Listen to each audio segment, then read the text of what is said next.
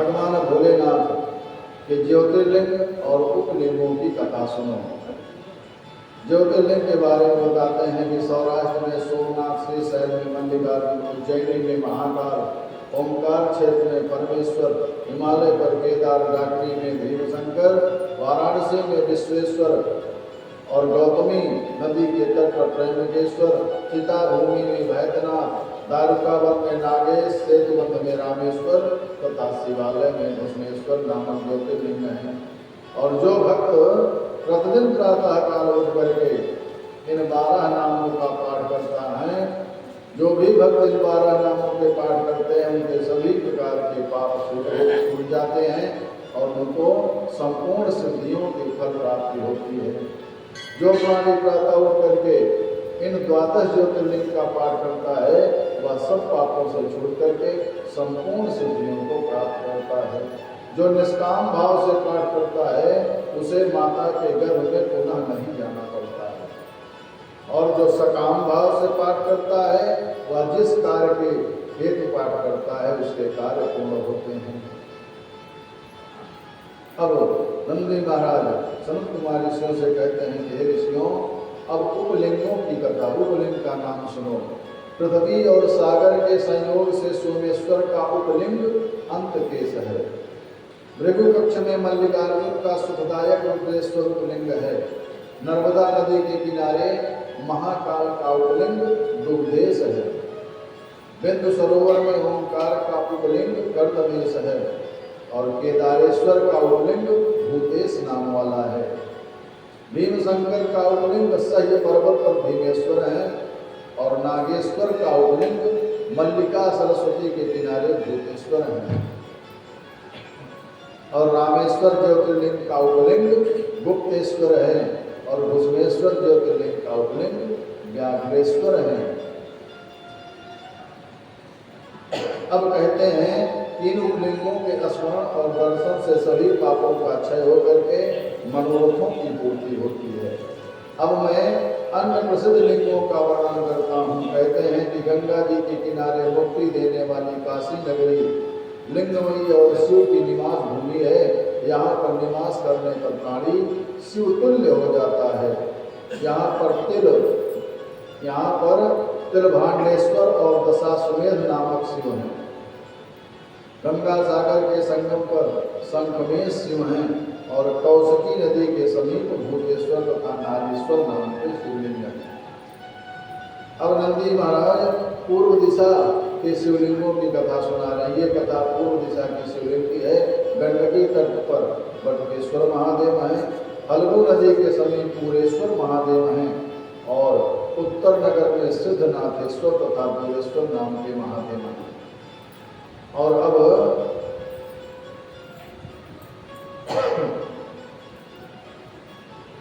नंदी महाराज कहते हैं कि हे ऋषियों, अब मैं आपको दक्षिण दिशा के शिवलिंगों का वर्णन करता हूँ।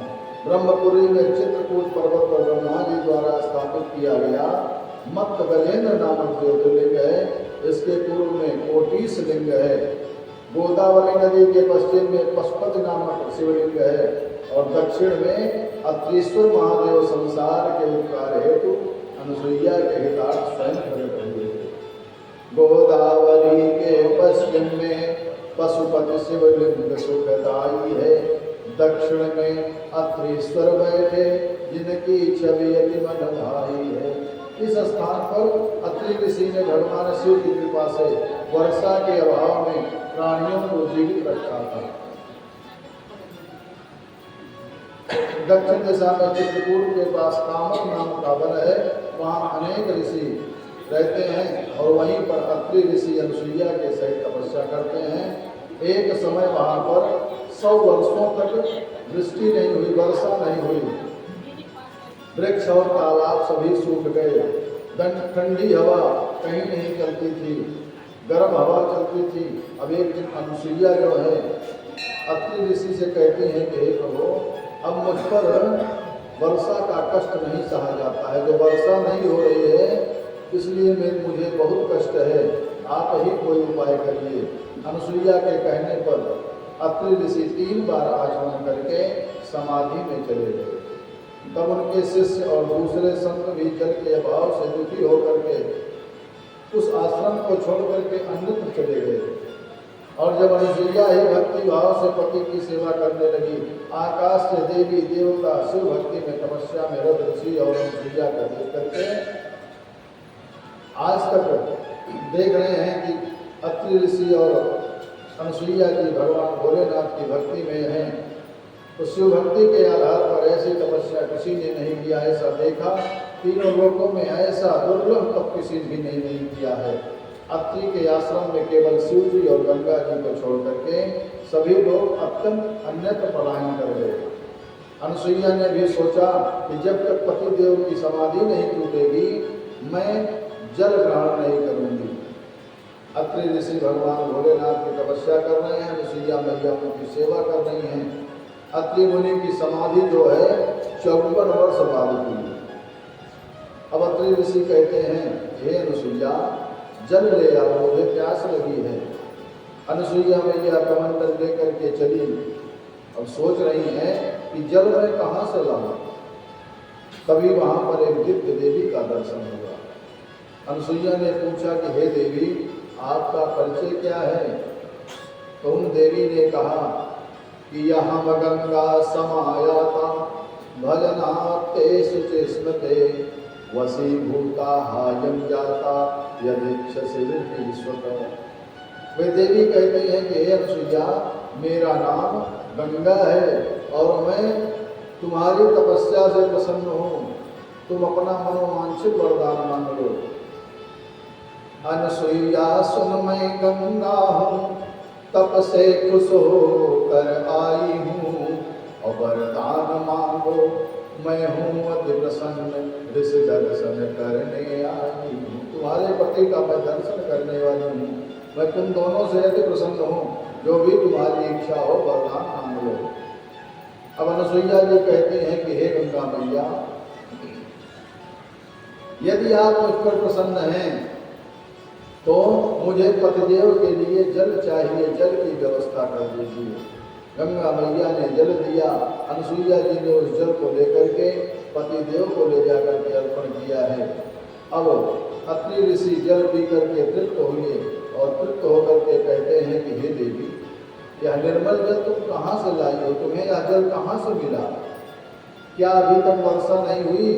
अनुसुईया कहती हैं कि हे प्रभु आपकी कृपा से यह गंगा मैया की यहाँ गंगा मैया की प्रकट हुई हैं और उन्हीं का जल है। अत्रि ऋषि कहते हैं कि ऐसा होना तो दुर्लभ है। अनुसुईया ऋषिवर को लेकर के जहाँ गंगा मैया है वहाँ पहुँचे हैं और गड्ढे में से गंगा जी बह रही हैं। ऋषि ने गंगा जी की स्तुति की और स्नान करके प्रसन्न हुए हैं। अनुसुईया कहती हैं कि हे गंगा मैया अब आप हम पर कृपा करके यदि मुझ पर आप प्रसन्न हैं तो इसी वन में आप निवास करके और स्थिर हो जाइए माँ और हमारे ऊपर कृपा करिए। गंगा जी कहती हैं कि हे अनुसुईया मैं पतिव्रताओं को देख करके प्रसन्न होती हूँ, आप पतिव्रताओं में महान हैं। गंगा मैया कहती हैं कि हे अनुसुईया पतिव्रतां स्त्रियं दृष्ट्वा पापनाशो भवे मम शुद्धा जाता विशेषेण गौरी तुल्या पतिव्रता। गंगा जी कहती हैं कि हे देवी पतिव्रता स्त्री को देख करके मेरा पाप नष्ट हो जाता है। पतिव्रता स्त्री पार्वती के समान पवित्र है।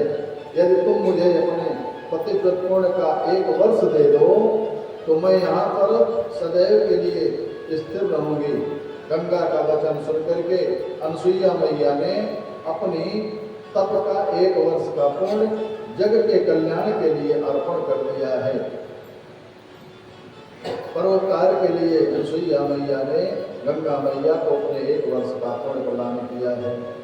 अनुसुईया के तप से प्रसन्न होकर के भगवान भोलेनाथ वहाँ करके कहते हैं कि हे अनुसुईया मैं आपके पतिव्रत धर्म से प्रसन्न हूँ, वरदान मांग लो। शिव जी के ऐसा कहने पर अत्रि और अनुसुईया कहते हैं कि हे प्रभु यदि आप हम पर प्रसन्न हैं तो आप मैया पार्वती के सहित इसी तपोवन में निवास करते। शिव जी तथास्तु कह करके उसी वन में अत्रीश्वर महादेव के नाम से स्थित हो गए हैं। बोलिए अत्रीश्वर महादेव की जय हो। और उसी समय से गंगा जी भी उस गड्ढे में से प्रवाहित होकर के मंदाकिनी के नाम से प्रसिद्ध होकर के जगत भक्तों का हित कर रही हैं। और इसके पश्चात जो ऋषि प्रवर उस वन से को त्याग करके जो ऋषिगण उस जंगल को उस वन को त्याग करके जल की समस्या से अन्यत्र चले गए थे, पुनः वहाँ पर आकर के अपने अपने आश्रमों पर आकर के यज्ञ अनुष्ठान करने लगी। और फिर शिव कृपा और गंगा माता के आशीर्वाद से मेघों ने प्रसन्न होकर के खूब वर्षा की, तपोवन हरा भरा हो गया। और अत्रीश्वर शिव जी के महात्म को पढ़ने सुनने से भक्तों के मनोरथों की पूर्ति होती है। बोलिए अत्रीश्वर महादेव की जय हो। बोलिए श्री शिव महापुराण की जय हो।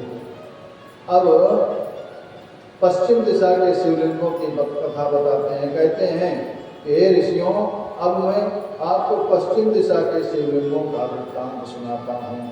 कपिला नाम की नगरी में कालेश्वर व रामेश्वर नाम के परम दिव्य शिवलिंग हैं।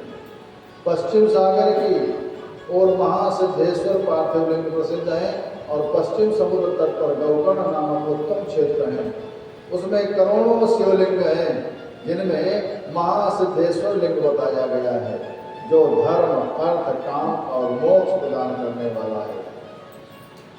शिव के प्रत्यक्ष हुए सब ज्योतिर्लिंग तथा तीर्थ रूप जल गौकर्ण नाथ में स्थित हैं।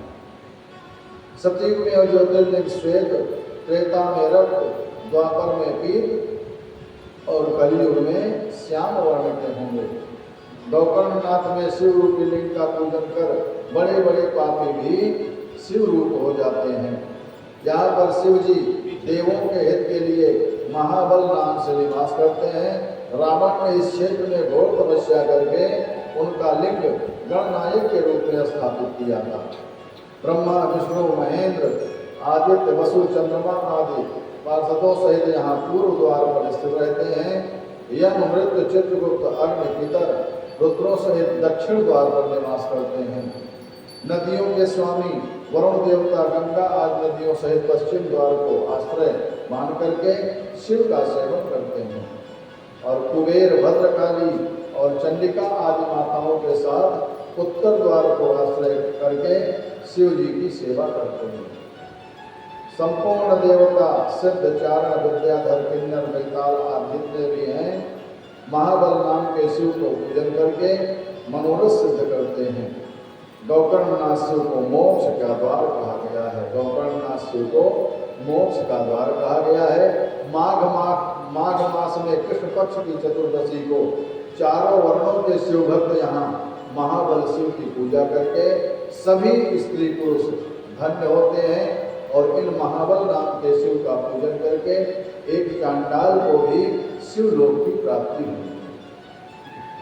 माघ मास के कृष्ण पक्ष 14 को जो जन आते हैं, पूजन अर्चन शिव का करके शिव जी को धाम को जाते हैं। कहते हैं कि अब आप चंडिका चांडाली का वृत्तांत सुनाने की कृपा करिए प्रभु। चांडाली पूर्व जन्म में सोमनी नाम की कन्या थी। उसके पिता ने उसका विवाह एक ब्राह्मण से कर दिया था, परंतु वह कुछ समय बाद ही मृत्यु को प्राप्त हो गया। सोमनी ने कुछ समय अपने घर में बिताया, परंतु यौवन में काम के वशीभूत होकर के व्यभिचारिणी हो गई। कुटुंब वाले उसे ऐसा करते देख करके बाल पकड़ करके खींच करके घर से बाहर छोड़ा गया। उसे जंगल में अकेली देख करके एक शूद्र अपने घर ले गया। अब वो उसी के घर रहने लगी, मांस मदिरा सब कुछ खाने लगी और उसे से एक कन्या का जन्म हुआ।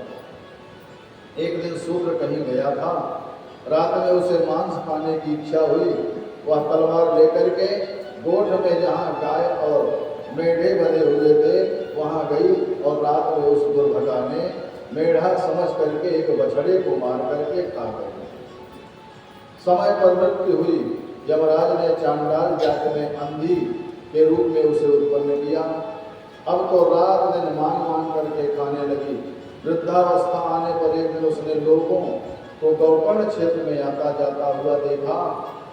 तब वह आने जाने वालों से दीन वचन कहकर के भोजन मांगने लगी। एक पथिक ने उसके फैले हाथों पर बेर की मंजरी को फेंक दिया। उसने उसे अभक्ष समझ करके फेंक दिया और उस रात उसे भोजन भी नहीं मिला। अब भगवान शिव कहते हैं कि गौकर्ण क्षेत्र में शिव तिथि चतुर्दशी को व्रत जागरण तथा बेलपत्र के पूजन करने से सभी पाप नष्ट होकर के उत्तम गति को प्राप्त होती है। जैसे ही वह बेलपत्री फेंकी है, वह अनजाने में भगवान शिव पर चढ़ गई है और उसका कल्याण हुआ है। ले करके बिल्लो मंजरी को अंधी ने कर से फेंक दिया और शिवलिंग के ऊपर गिरने से अनजाने में ही पुण्य किया। 14 को शिव शिव कह करके अंधी के द्वारा धर्म हुआ। बस इसी पुण्य से दुष्टा को दुर्लभ शिव का पद प्राप्त हुआ। अनजाने में भगवान शिव पर उस अंधी के द्वारा बिल्व पत्र चढ़ गया और भगवान भोलेनाथ प्रसन्न होकर के उस पर कृपा कर दिए हैं। अब उत्तर दिशा के शिवलिंग की बात बताते हैं। कहते हैं कि अब मैं तुमसे उत्तर दिशा के शिवलिंगों का वर्णन करता हूँ। इस दिशा में एक दूसरा गौकर्ण नाम का क्षेत्र है। वहाँ पर चंद्रभाल नाम का शिवलिंग क्षेत्र है। रावण द्वारा स्थापित यह शिवलिंग संपूर्ण सिद्धियों को प्रदान करने वाला है। इस चंद्रभाल शिवलिंग का अर्चन बंधन और पूजन शिवलोक प्रदान करने वाला है। मिश्रेश्वर तीर्थ पर दधीच नाम का शिवलिंग है और वहाँ पर जाकर के स्नान करके दधीचेश्वर शिवलिंग तथा दधीच ऋषि ऋषि विग्रह का दर्शन पूजन करने से अनेकों भोगों की प्राप्ति होती है तथा परलोक में संगीत को प्राप्त होता है। नैमिषारण्य क्षेत्र में ऋषियों द्वारा स्थापित ऋषिश्वर नाम के शिवलिंग का दर्शन अर्चन पूजन मुक्ति दाता है। हत्याहरण तीर्थ पर पापनाशक शिवलिंग कोटि हत्याओं का नाशक है। देवप्रयाग तीर्थ ललितेश्वर शिवलिंग पापनाशक हैं और प्रसिद्ध पुरी में पशुपतिश नाम का शिवलिंग कामनाओं की पूर्ति करने वाला है। इसी के पास में मुक्तिनाथ शिवलिंग पापनाशक व कामना पूर्ति करने वाला है। हे ऋषियों, इस प्रकार मैंने तुमको उत्तर दिशा के शिवलिंग का वर्णन सुना दिया है। अब नंदी महाराज कहते हैं कि हे ऋषियों, अब आप 12 ज्योतिर्लिंग की कथाओं का क्रम से श्रवण करो। सबसे प्रथम सोमनाथ ज्योतिर्लिंग की कथा आती है। कहते हैं कि दक्ष प्रजापति ने अपनी 27 कन्याओं का विवाह चंद्रमा के साथ किया।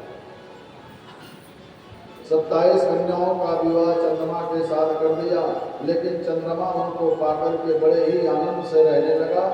समय बीतता गया और चंद्रमा जो है 27 पत्नियों में से रोहिणी से अधिक स्नेह करता था। चंद्रमा का 27 कन्याओं से विवाह हुआ दक्ष की, और दक्ष की 27 कन्याओं में से रोहिणी से अधिक प्रेम करता था चंद्रमा। शेष पुत्रियों ने अपना कष्ट जाकर के अपने पिता दक्ष से बताया। दक्ष ने चंद्रमा से आकर के कहा कि हे चंद्रमा, कृतम चेत कृतम तच्च न कर्तव्यम त्वया पुनः वर्तनम दिशमत्वेन नरकप्रमेतरम। दक्ष ने चंद्रमा से कहा कि हे चंद्रमा, अगर आपने अब पुनः ऐसा कृत्य किया, अगर आपने अपनी 27 पत्नियों से प्रेम नहीं किया और एक ही पत्नी से प्रेम किया तो ठीक नहीं होगा। अगर आपने ऐसा कृत्य किया तो अब फिर ऐसा कार्य मैंने सुना, न्यूनता या अधिकता का व्यवहार अगर आपने किया तो उत्तम नहीं होगा। न्यूनता और अधिकता का व्यवहार करने से नरक की प्राप्ति होती है। आप श्रेष्ठ कुल में जन्मे हो तो अपनी 27 पत्नियों में स्नेह करो। न्यूनता और अधिकता उचित नहीं है। इस प्रकार से दक्ष ने अपने जामाता चंद्रमा को अनेक प्रकार से समझा बुझा करके अपने स्थान को चले गए। परंतु भगवान शिव की माया से मोहित होकर के चंद्रमा ने दक्ष की बात पर कोई ध्यान नहीं दिया। क्योंकि जब जिसका शुभ होने वाला होता है तो बुद्धि ठीक रहती है, और अशुभ होने वाला होता है तो बुद्धि भ्रमित हो जाती है।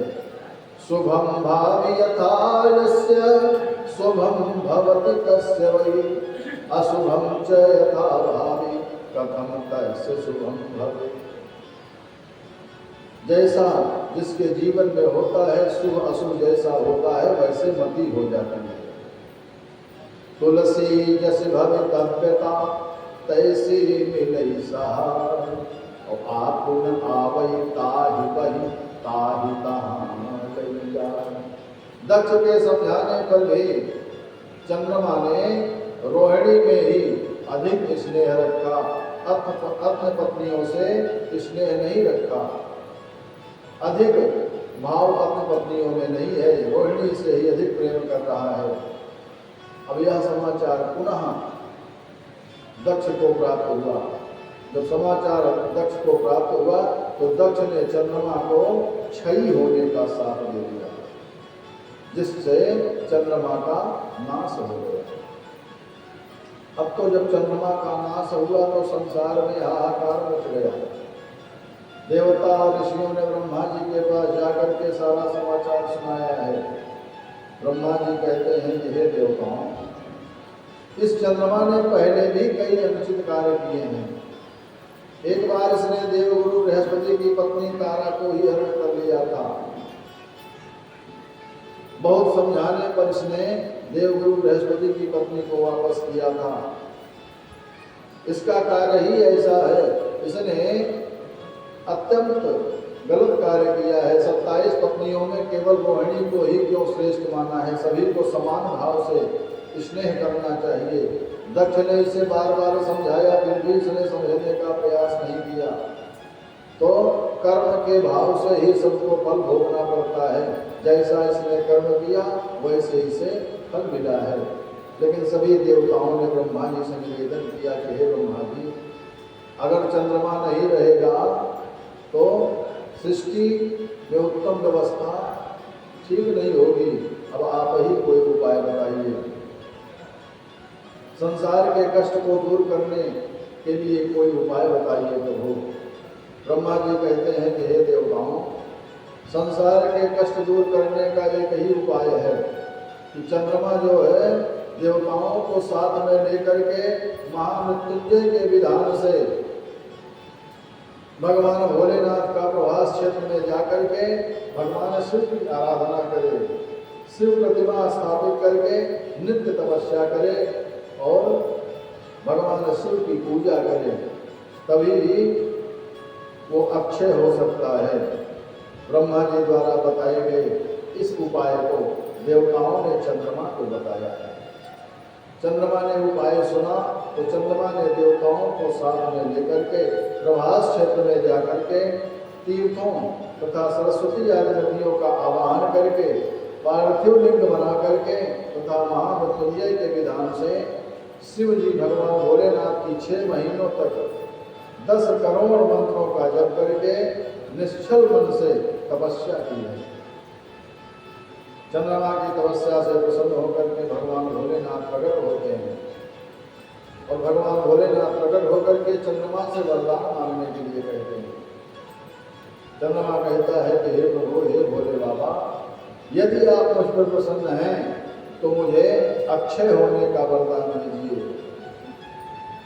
चंद्रमा के वचनों को सुनकर के भगवान भोलेनाथ कहते हैं कि हे चंद्रमा, मैं तुम्हें अक्षय होने का वरदान तो नहीं दे सकता हूँ, लेकिन तुम महीने के एक पक्ष में बढ़ोगे, यानी तुम्हारी कला नित्य बढ़ती रहेगी और दूसरे पक्ष में नित्य घटती रहेगी। इस प्रकार से महीने भर में 15 दिन बढ़ोगे और 15 दिन घटते रहोगे।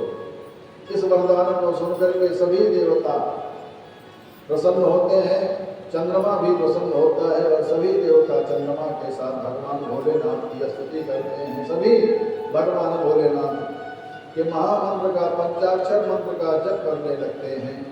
देव देव महादेव परमेश नमोस्तुते, उभया सहिता शंभो स्वामिन् तिस्तिरो भव।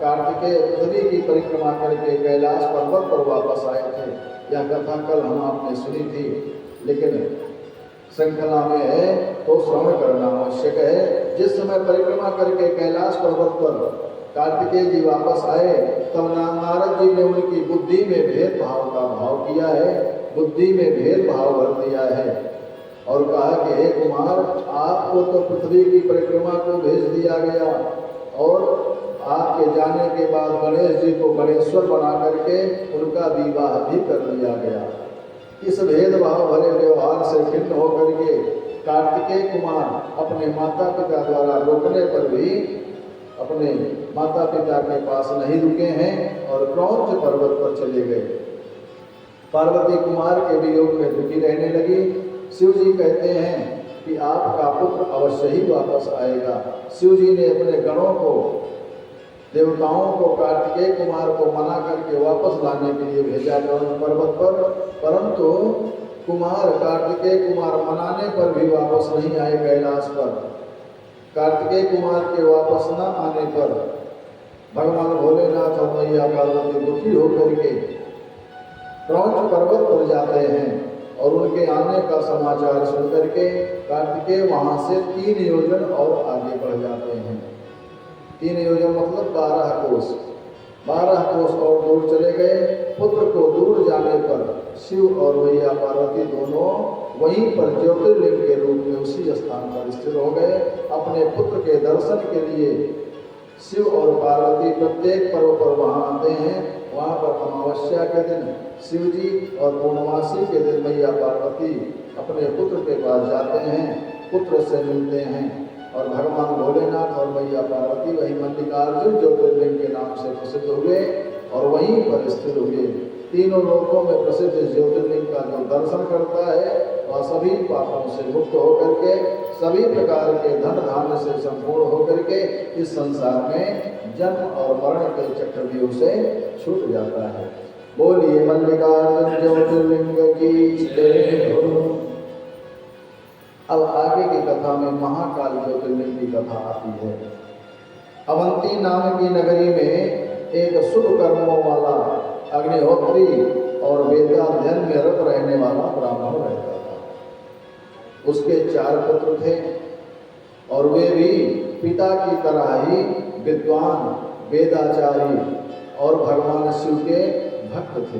भगवान शिव की भक्ति में पिता से भी अधिक तत्पर रहने वाले वो 4 पुत्र थे। इन सभी के गुणदायक और शिव का पूजा करने के कारण अवंतिका नगरी जो है ब्रह्म तेज वाली हो गई थी।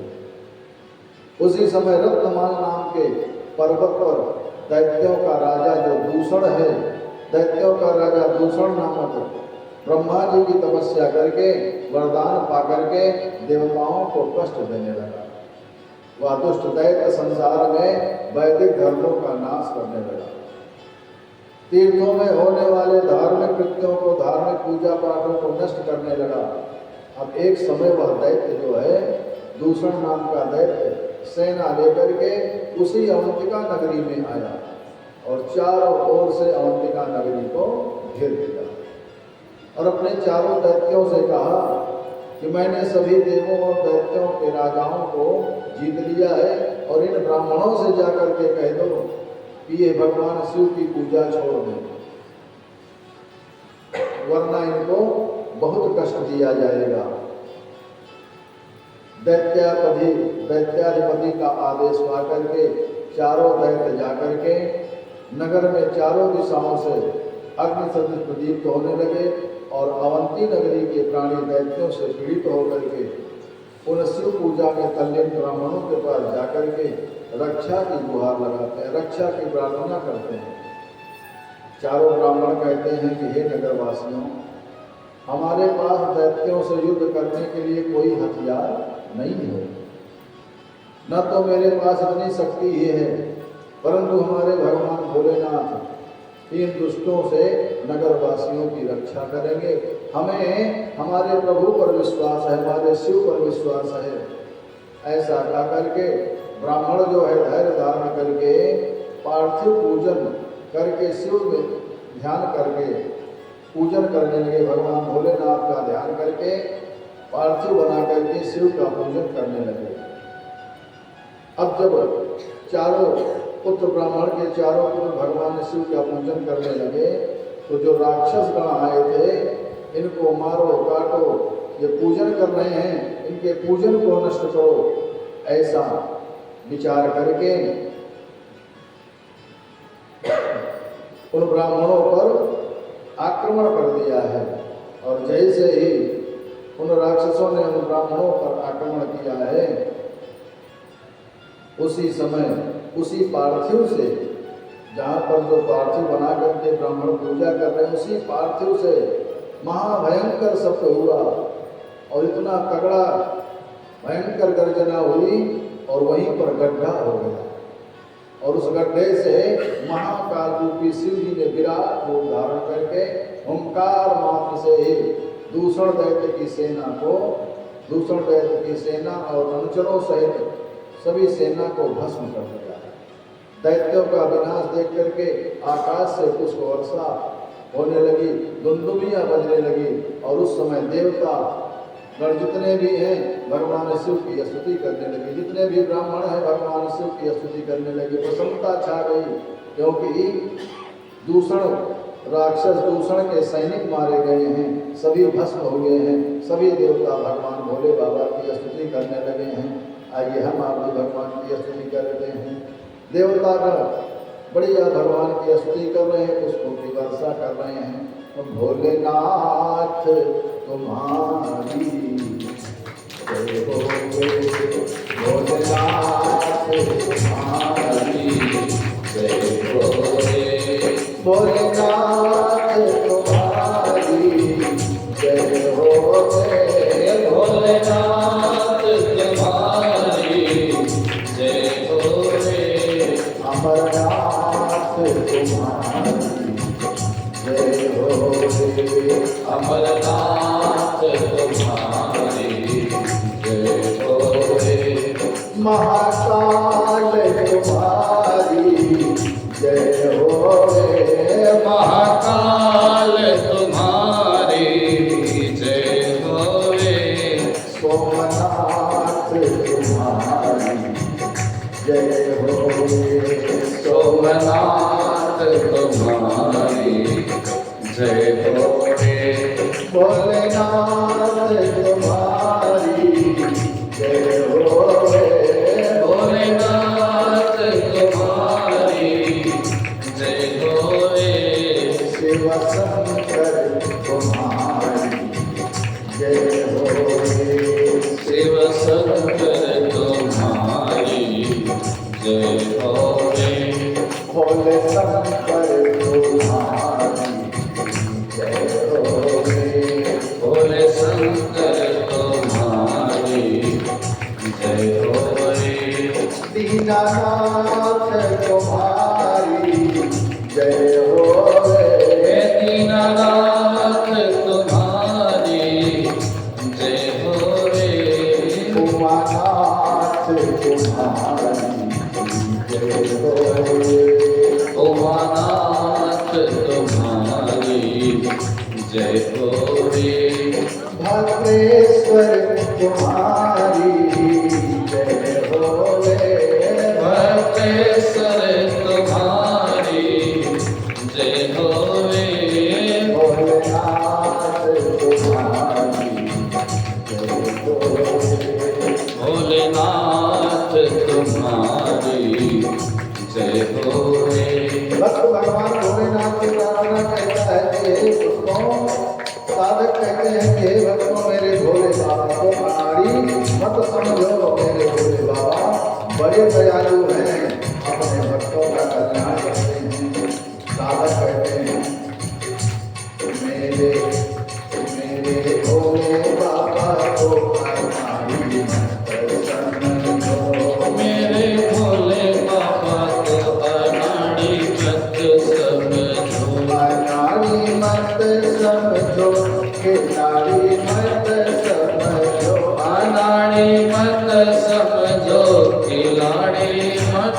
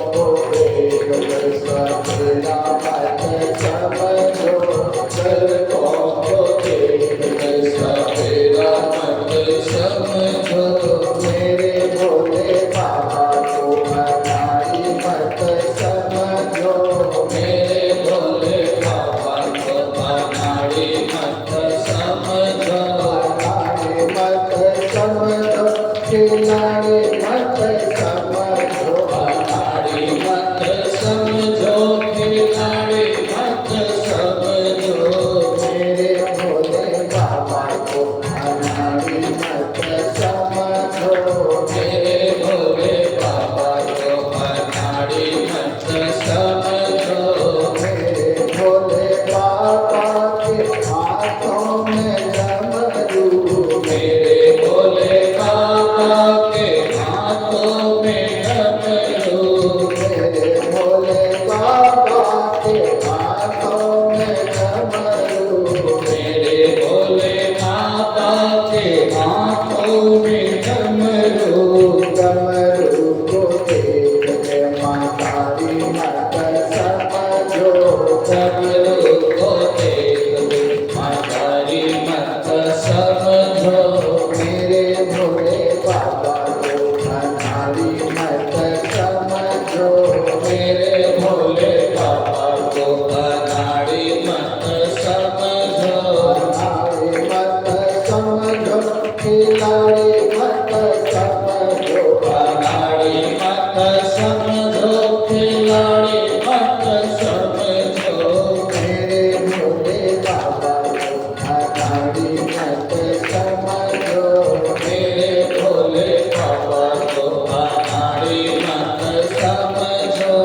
मेरे भोले बाबा के तन पर मृग छाया, मेरे भोले बाबा के तन पर मृग छाया, मृग छाया को देख कर मदारी मत समझो, मृग छाया को देख कर मातारी मत समझो।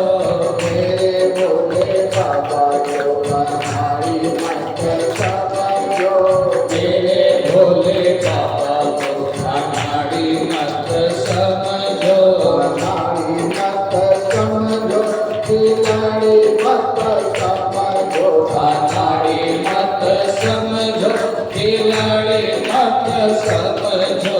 मेरे भोले बाबा के संग में है नंदी, मेरे भोले बाबा के संग में है नंदी।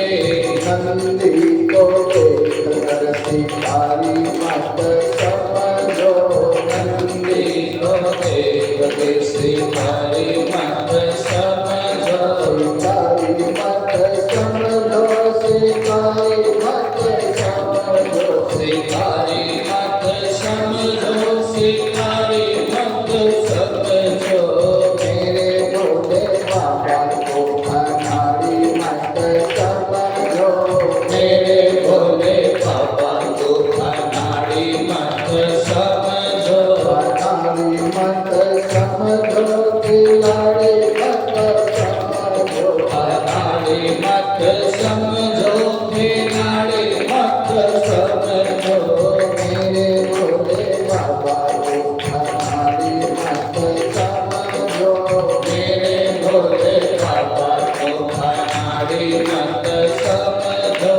मेरे भोले बाबा को अनाड़ी मत समझो, मेरे भोले बाबा को अनाड़ी मत समझो। मेरे भोले बाबा को अनाड़ी मत समझो। सभी देवता ब्राह्मण सब भगवान भोलेनाथ की स्तुति कर रहे हैं।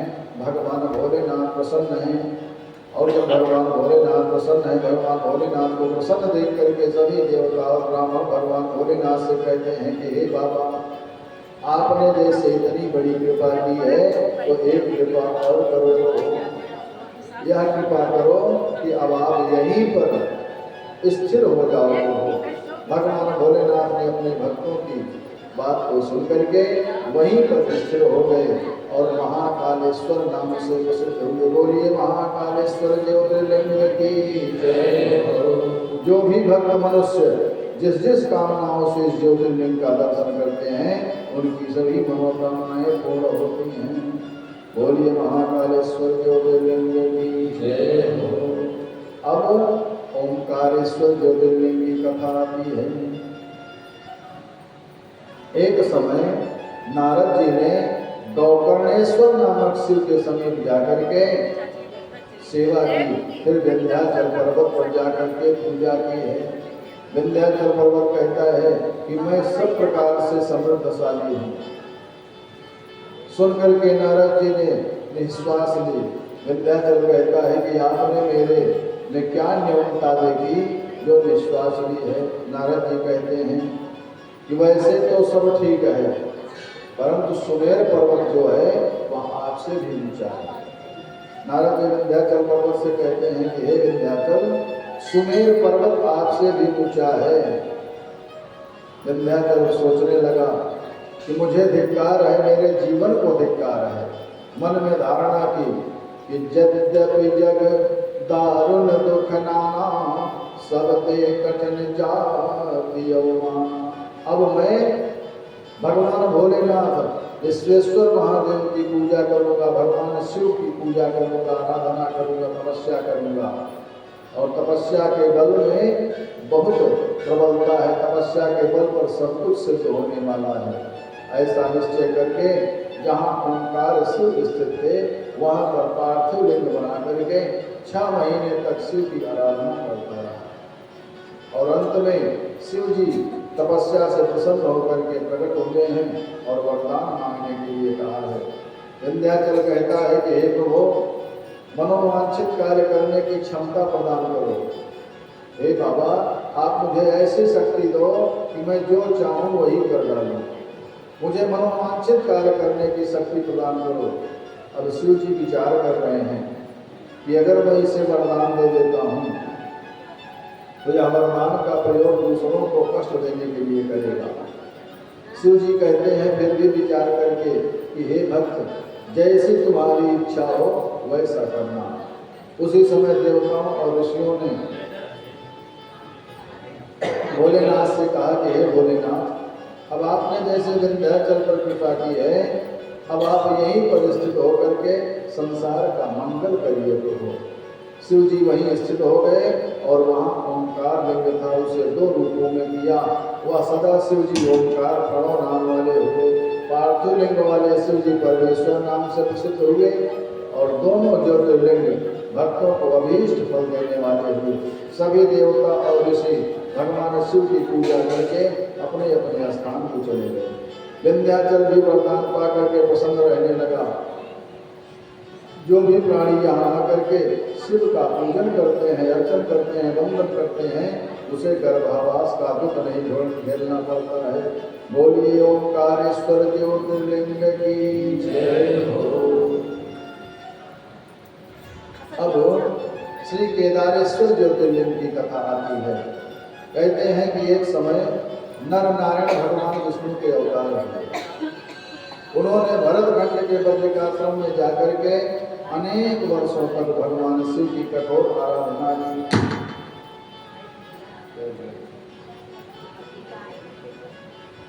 शिव जी ने प्रकट होकर के वरदान मांगने को कहा। तब नर नारायण कहते हैं कि हे प्रभु, आप यदि हमसे प्रसन्न हैं तो इसी रूप में यहाँ पर उपस्थित रहिए। उनके आग्रह पर साक्षात महेश्वर भगवान भोलेनाथ ज्योति स्वरूप में स्वयं वहीं पर स्थिर हो गए और दोनों से नर और नारायण से पूजित हुए और केदारेश्वर नाम से संसार के प्राणियों के कष्ट निवारण हेतु भक्तों को मनोवांछित फल देने हेतु वहीं पर स्थिर हो गए। उस दिन से आज तक जो भी भक्त भगवान केदारेश्वर नाथ का दर्शन करता है उसे स्वप्न में भी किसी भी प्रकार का कष्ट नहीं मिलता है। बोलिए केदारेश्वर ज्योतिर्लिंग की जय हो। और आगे की ज्योतिर्लिंग की कथाएं कल हम आप श्रवण करेंगे, क्योंकि समय जो है नजदीक आ रहा है और आज सुंदरकांड का पाठ भी होना है। तो सुंदरकांड का पाठ होने के कारण 10-15 मिनट पहले ही आरती का कार्य संपन्न होगा। आइए हम आप बड़े भक्ति भाव से भगवान नाम संकीर्तन करते हैं। उसके पश्चात से हनुमान चालीसा का पाठ, आरती और प्रसाद, सभी भक्तजन आरती और प्रसाद लेकर के ही अपने अपने प्रसाद को जानेंगे। आइए बड़े प्रेम से भगवान नाम संकीर्तन करने का प्रयास करते हैं। श्री राम जय राम जय जय राम श्री राम जय राम जय जय राम सीता राम जय सीता राम सीता राम जय सीता राम श्री राम जय जय राम श्री राम जय जय राम सीता राम जय सीता राम सीता राम जय सीता राम श्री राम जय जय राम श्री श्याम जय श्याम जय जय श्याम राधे श्याम जय राधे श्याम राधे श्याम जय राधे श्याम श्री शिव जय शिव जय शिव श्री शिव जय शिव जय जय शिव उमापति जय पार्वती शिव उमापति जय पार्वती शिव जय अम्बे जय जय अम्बे जय अम्बे जय जय अम्बे जग जननी जय जय अम्बे जग जननी जय जय अम्बे जय हनुमान जय हनुमान जय हनुमान जय जय हनुमान कृपा करो हे कृपा निधान कृपा करो हे कृपा निधान श्री राम जय राम श्री राम जय जय राम सीता राम जय सीता राम सीता राम जय सीता राम श्री राम जय जय राम श्री राम जय जय राम सीता राम सीता राम सीता राम जय सीता राम भक्त भगवान से कहता है कि हे प्रभु, आप मंदिर में एक स्थान पर बैठे रहते हो, क्या आपका मन डूबता नहीं है? हम लोगों का मन एक स्थान पर रहते रहते डूब जाता है। लोगों, आप मंदिर में कई स्थान पर बैठे रहते हो, कभी बाहर भी नहीं निकलते हो, थोड़ा कभी बाहर भी आ जाया करो। हम सब पर कृपा करने के लिए भक्त भगवान से कहता है हे प्रभु, मंदिर में रहते हो भगवान, मंदिर में रहते हो भगवान मंदिर में रहते हो भगवान, मंदिर में रहते हो भगवान कभी बाहर भी आया जाया करो, कभी बाहर भी आया जाया करो मंदिर में रहते हो भगवान, मंदिर में रहते हो भगवान कभी बाहर भी आया जाया करो। मैं रोज तेरे दर आता हूँ, कभी तुम भी मेरे घर आया करो।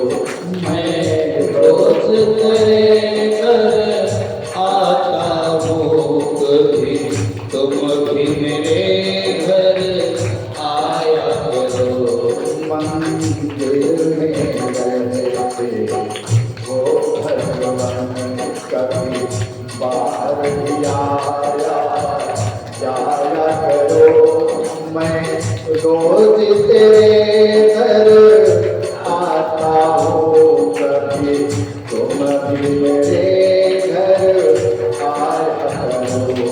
कभी तुम भी मेरे घर आया करो। मैं तेरे घर का जोगी हूँ, मैं तेरे घर का जोगी हूँ। हुआ तेरे बिना वियोगी हूँ, तेरे याद में आंसू बहते हैं। इतना न मुझे तड़पाया करो, तेरे याद में आंसू बहते हैं। इतना न मुझे तड़पाया करो। मंदिर में रहते हो भगवान कभी बाहर भी आया जाया करो। मैं रोज तेरे घर आता हूँ, कभी तुम भी मेरे घर आया करो। कभी तुम भी मेरे घर आया करो।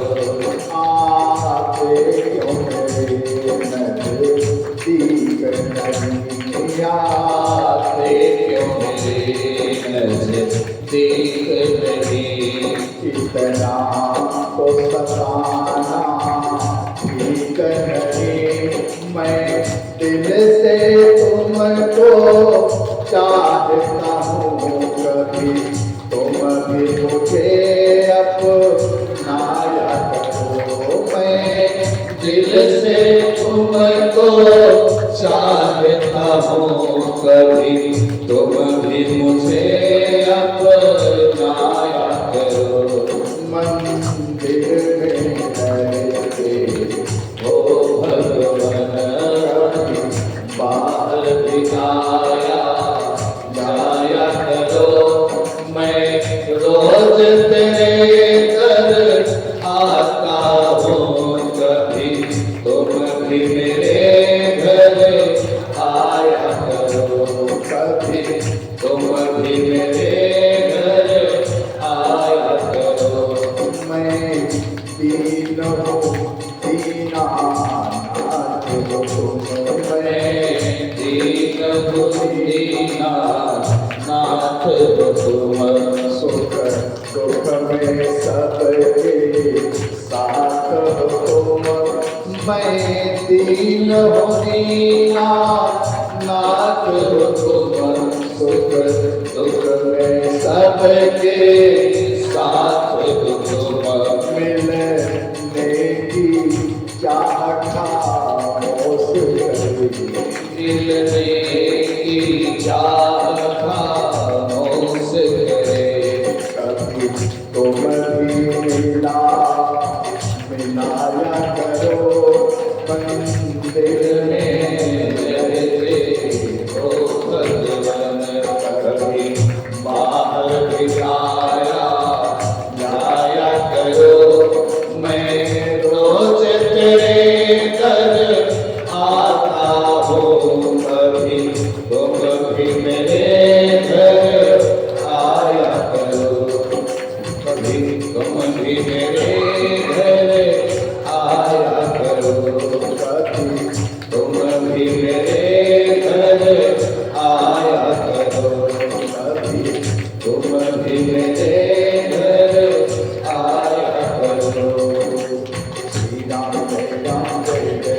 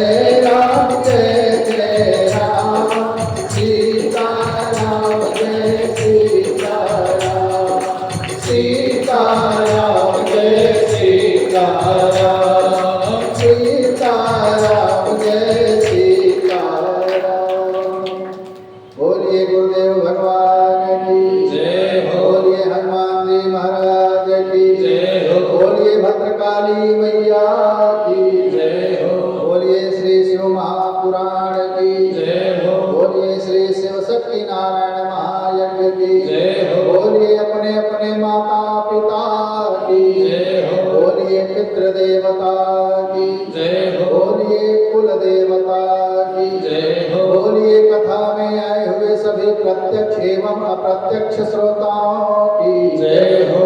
जय जय श्री सीताराम।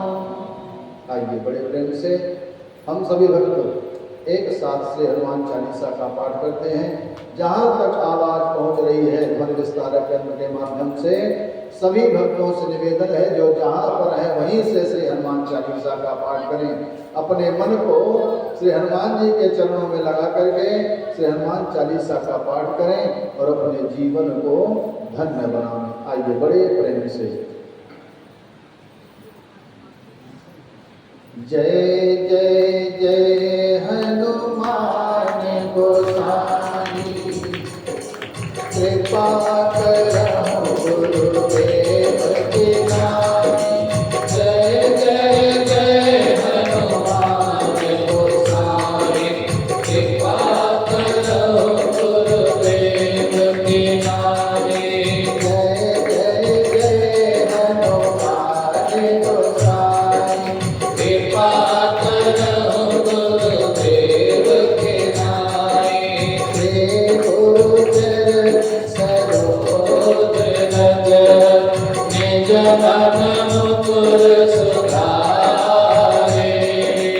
मरनहु रघुवर विमल जसो लोकायत फल चारे। गोदीन तनु जानिके सुमिरव पवन कुमार। बल बुद्धि विद्या देहु मोहि हरहु कलेश विकार। बल बुद्धि विद्या देहु मोहि हरहु कलेश विकार। जय हनुमान ज्ञान गुण सागर जय कपीस तिहु लोक उजागर। जय जय जय हनुमान गोसाई कृपा करो गुरुदेव की नाई। जय जय जय हनुमान गोसाई कृपा करो गुरुदेव की नाई। जय हनुमान ज्ञान गुण सागर जय कपीस तिहु लोक उजागर। राम दूत अतुलित बल धामा अंजनी पुत्र पवन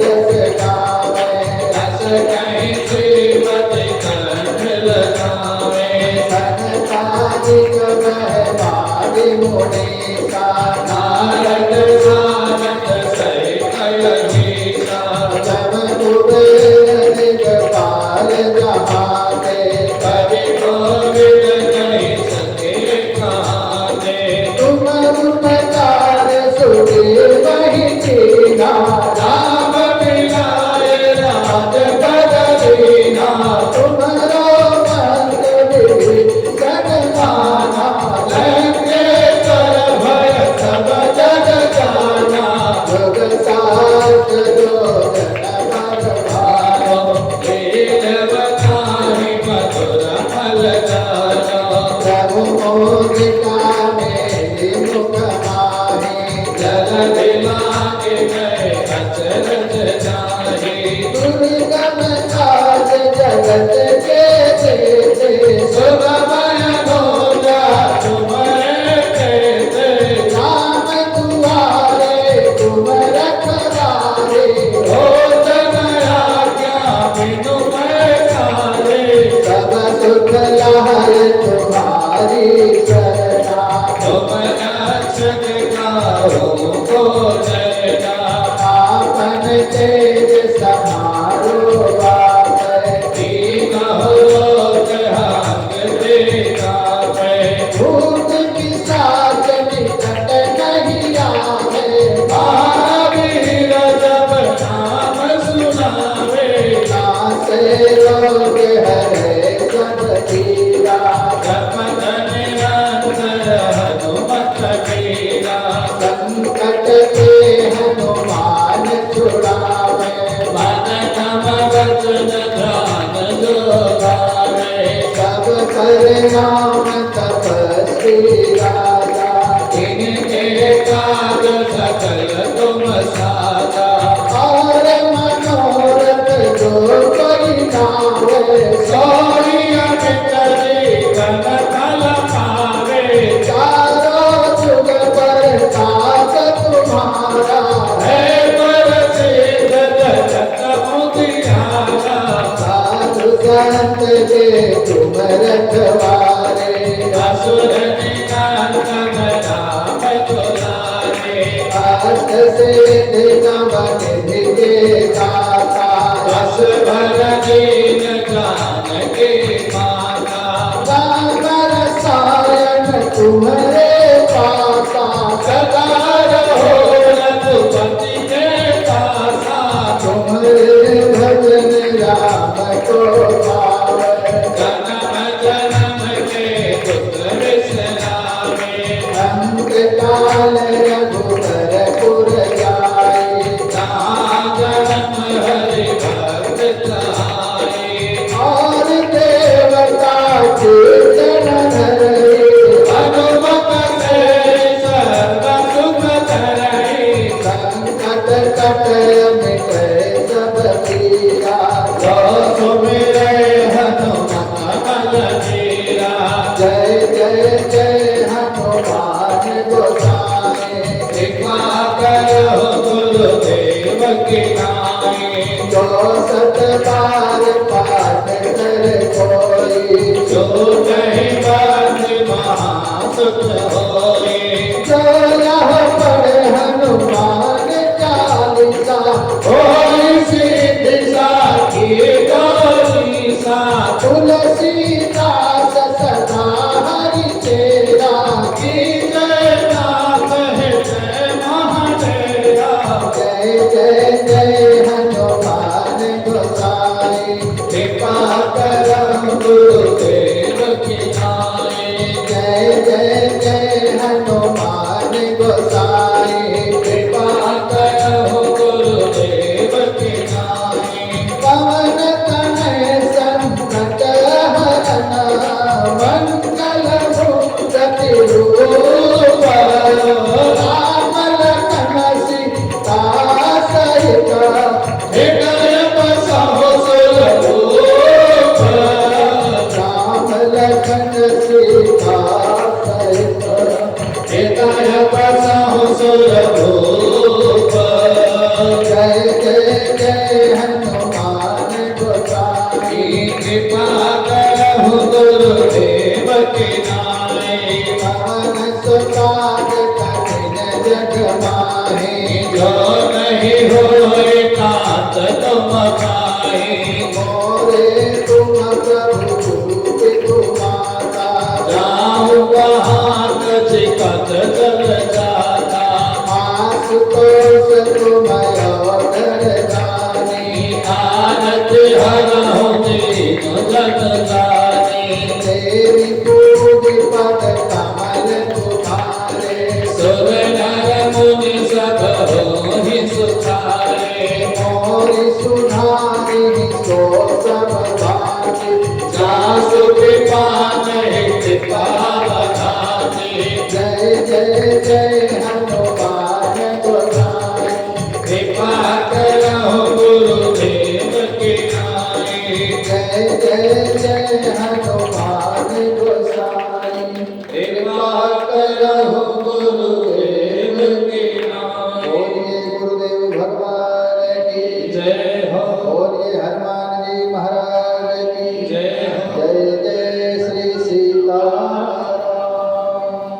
सभी भक्त अपने अपने स्थान पर खड़े हो जाएंगे। आरती की थाल आप तक पहुंचेगी।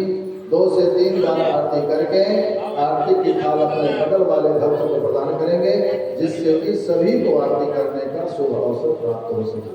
माताओं से निवेदन है कि थोड़ा थोड़ा खिसक करके एक किनारे हो जाए, ताकि पुरुषों को भी आरती करने का अवसर प्राप्त हो सके।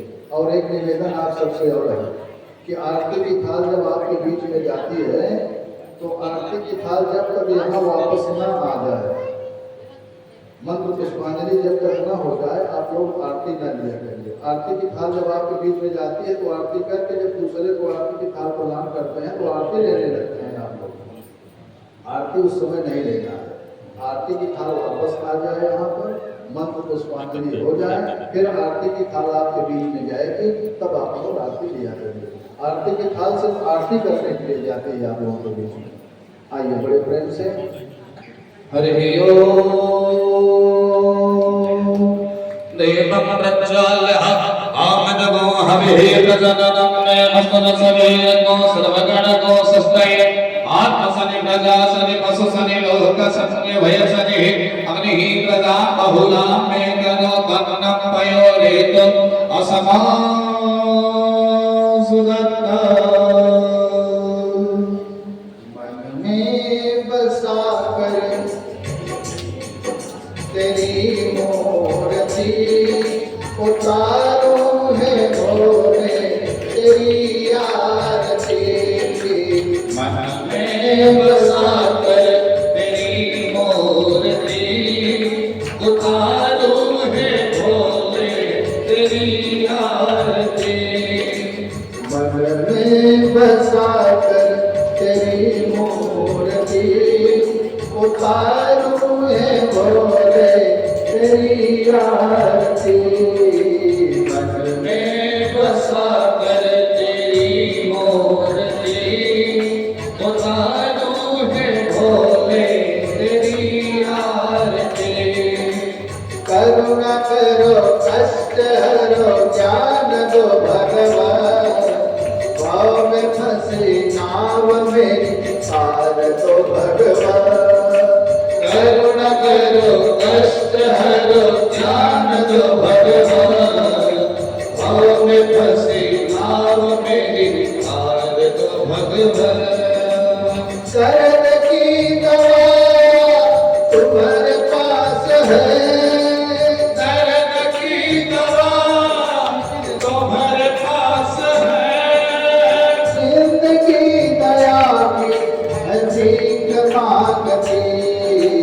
मन में बसा कर तेरी मूर्ति उतारो है भोले तेरी आरती मन में बसा कर तेरी मूर्ति उतारो है भोले तेरी आरती। मन में बसा कर तेरी मूर्ति उतारो है भोले तेरी आरती। मांग तुझसे क्या मैं यही सोचो भगवान, जिंदगी जब तेरे नाम करती अर्पण।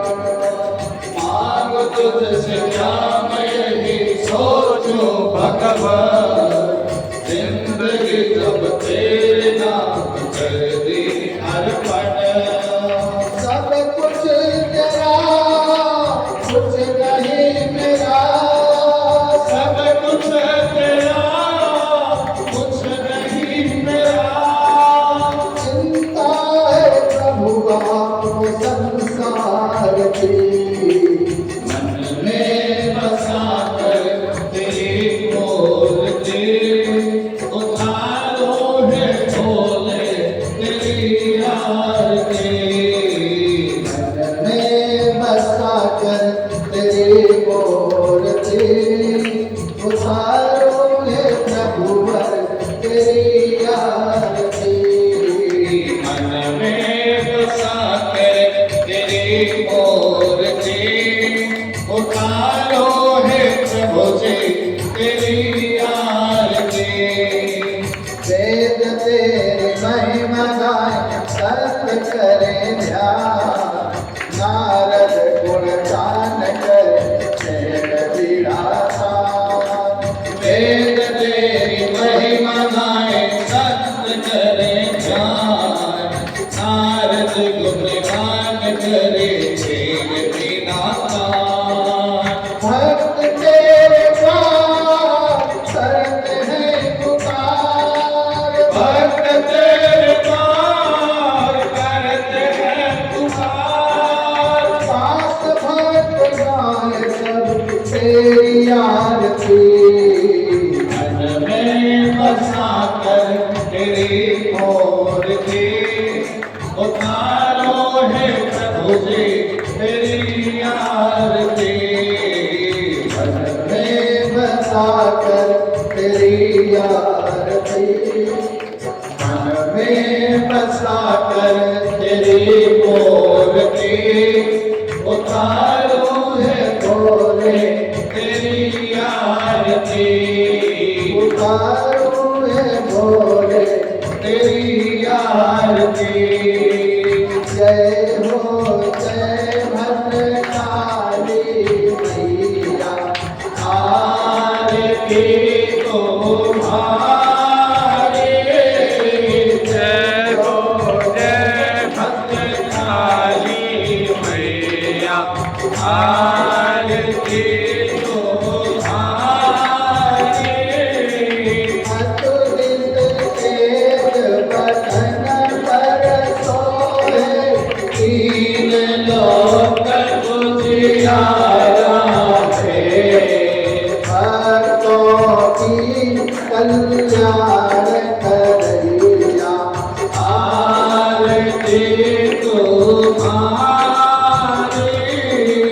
शोक हरो माँ, शोक हरो माँ।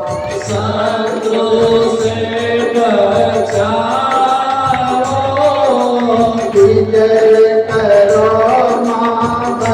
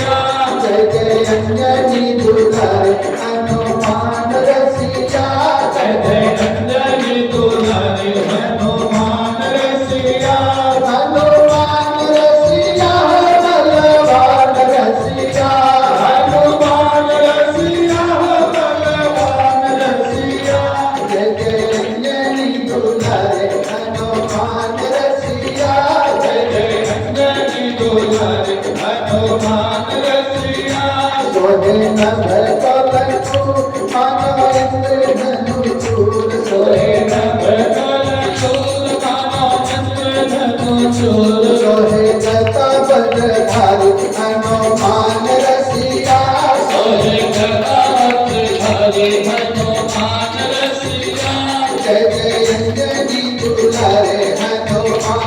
जय जय अंजनी दुलारे हनुमान रसिया जग की रक्षा करने वाले हनुमान रसिया